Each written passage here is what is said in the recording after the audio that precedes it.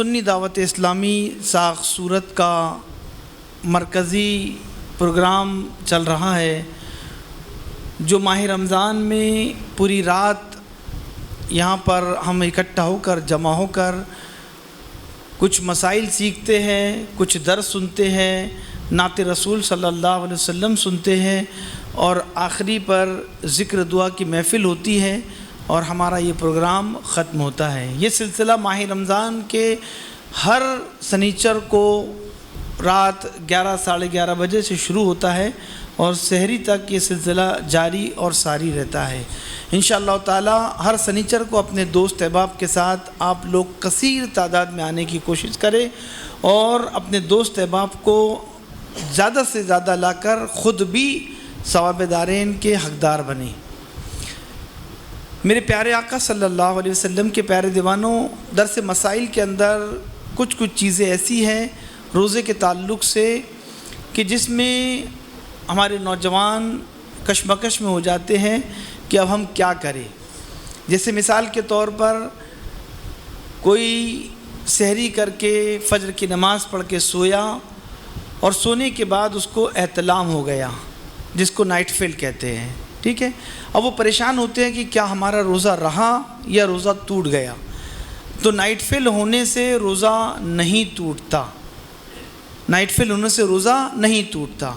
پھر بات آتی ہے کہ ہم غسل جب کریں تو کلی غرارہ کرنا لازمی اور ضروری ہے، ناک کی نرم ہڈی تک پانی پہنچانا ضروری ہے، تو اب ہم غسل کیسے کریں؟ تو دیکھیے اس میں احتیاط ضروری ہوتا ہے۔ ناک کی نرم ہڈی جو ہوتی ہے وہ ایک چھوٹا سا حصہ ہوتا ہے اور ضعف دماغ تک پانی چڑھانے کے لیے ناک کے اوپری حصے سے پانی اوپر جاتا ہے، تو ضعف دماغ اور ضعف معدہ یہاں تک پانی اگر چلا گیا تو روزہ ٹوٹ جائے گا۔ تو یہاں تک پانی نہیں پہنچانا ہے، بلکہ احتیاط کے ساتھ ناک کی نرم ہڈی تک اتنے احتیاط کے ساتھ پانی کو پہنچائے تاکہ ہمارا غسل کے دوران ناک کی ہڈی تک پانی جو پہنچ رہا ہے وہ ضعف دماغ تک نہ چلے جائے۔ اسی طریقے سے جب غرارہ کریں گے تو غرارے کے اندر بھی کچھ پانی کا حصہ حلق میں جانے کا ڈر رہتا ہے، تو وہاں پر بھی اتنا احتیاط کے ساتھ آپ کلی کریں کہ آپ کے حلق کے نیچے جو ہے پانی نہیں اتر پائے۔ اگر حلق کے نیچے پانی اتر جاتا ہے، معدے تک پہنچ جاتا ہے، تو ایسی حالت میں آپ کا روزہ ٹوٹ جائے گا، ٹھیک ہے۔ میڈیکل کے تعلق سے کچھ باتیں کہ ہم کو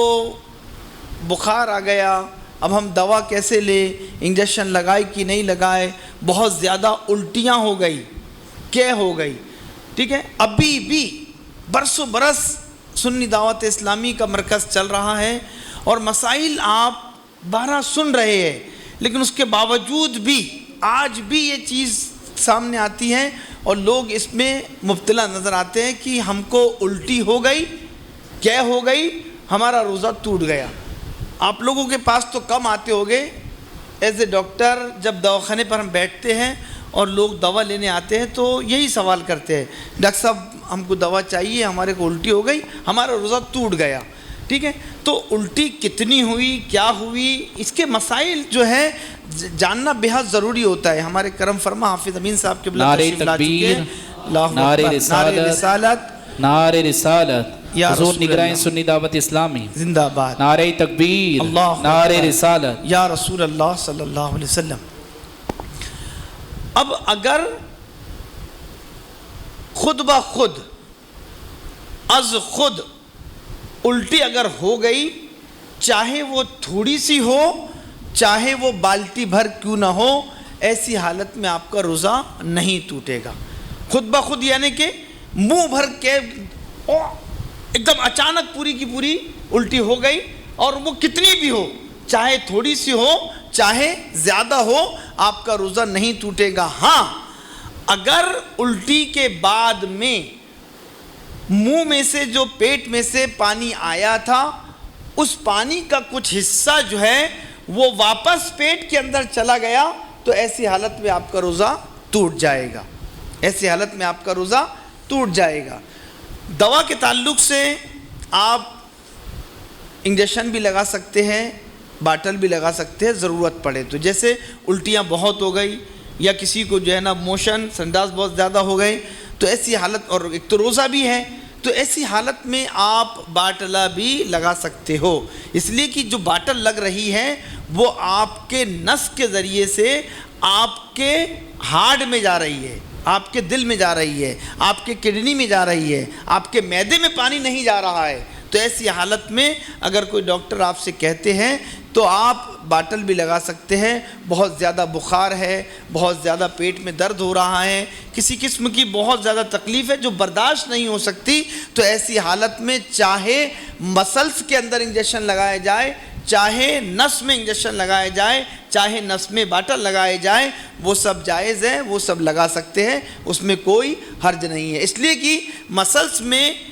ہاتھ میں یا کمر پہ جو انجیکشن لگتا ہے وہ مسلس میں لگتا ہے اور وہ ڈیزول ہو کر کڈنی تک جاتا ہے اور کڈنی کے ذریعے سے وہ پورے بدن کے اندر جو ہے پھیلتا ہے، تو اس طریقے سے اس میں روزہ نہیں ٹوٹتا، ٹھیک ہے۔ اور دیگر مسائل بھی انشاءاللہ تعالی ہر ہفتے آپ کے سامنے پیش کیے جائیں گے۔ ہمارے کرم فرما جلوہ گر ہو چکے ہیں انشاءاللہ تعالی، اب آپ کے سامنے جو ہے نا حضرت کا خطاب بھی ہوگا، اور اس کے بعد میں ابھی آپ نعت رسول صلی اللہ علیہ وسلم سن رہے تھے، بڑا لطف آ رہا تھا کہ اس انداز سے نعت رسول صلی اللہ علیہ وسلم مرکز پر پڑھی جا رہی ہے، بہت ہی اچھا لگ رہا تھا۔ میں آپ سے گزارش کرتا ہوں کہ اگر آپ کو مرکز پہ آنے کے بعد کچھ سیکھنے کو مل رہا ہے تو کم سے کم آپ اتنی بات یاد رکھیں کہ اپنے کسی ایک بھائی کو لانے کی کوشش کریں، اپنے کسی ایک بھائی کو لانے کی کوشش کریں، اس لیے کہ جو تم سیکھ رہے ہو تمہارا بھائی بھی سیکھے گا، اور زندگی بھر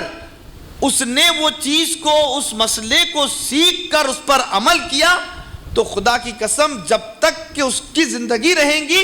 تب تک کہ تمہارے نامہ اعمال میں اس کا ثواب لکھا جاتا رہے گا، بلکہ یہاں تک اگر اس نے وہ چیز کسی اور کو سکھا دیا اور کسی اور کو سکھا کر اس دنیا سے چلا گیا، تو نسلاً بعد نسلاً وہ چیز جب تک کہ چلتی رہیں گی، اس چیز پر لوگ عمل کرتے رہیں گے، تب تک کہ اس کا ثواب آپ کو ملتا رہے گا۔